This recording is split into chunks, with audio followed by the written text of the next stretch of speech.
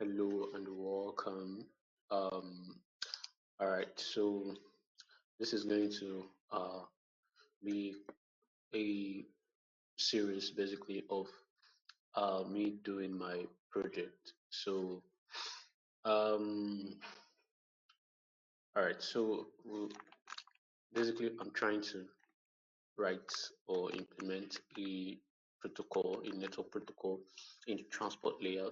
So, uh, let's say you have your TCP IP model or the OSI, depending on which you're using.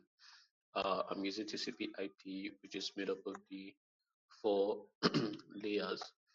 Um, so the transport basically sits between the application and the network. Now, the uh, in OSI terminology, you would have typically the transport, then the session, and then the presentation before you get to the application. But basically, uh, I'm kind of embedding those two layers as sub layers.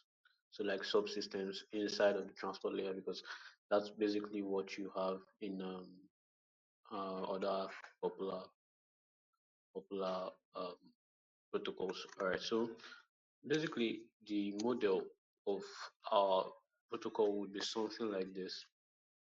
You can imagine it as a pipeline where you have data coming in from the application here. Now it's being fed into the interface basically is that presentation layer, which does some things like chunking the data, compressing the data, depending on the features, functionality that we're adding to it, and then pushes that to the session.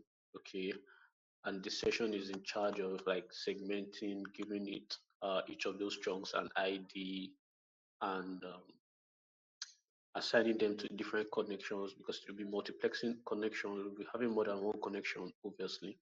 And then uh and then you have the final stage, which is like a buffer, sorry, the border or gateway. So like this is the gateway to the network layer. Now this protocol is being built on top of UDP. Okay, so basically we don't want to build a protocol on top of the IP layer because that would require integration in the kernel space.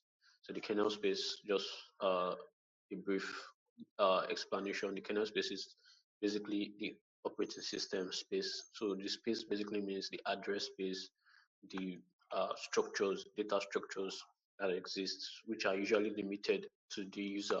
So the user is basically a person who is signed in or the applications that are running. So UDP basically enables us to be able to write because of the simplicity.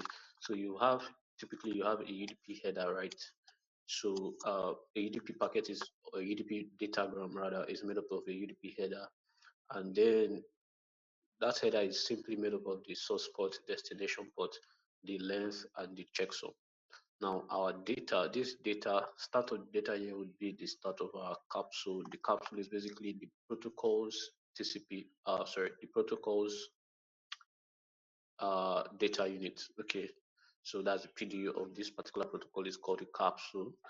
And yeah, so it's the start of the UDP datagram body or data is the UDP, the capsule's header, if that makes sense. All right, so you have this is the header of the capsule. You have the source ID, destination, connection, and so on and so forth.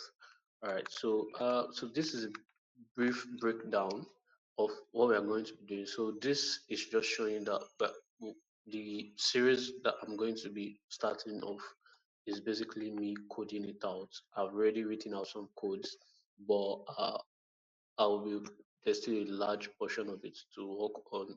Most like I haven't gone so far.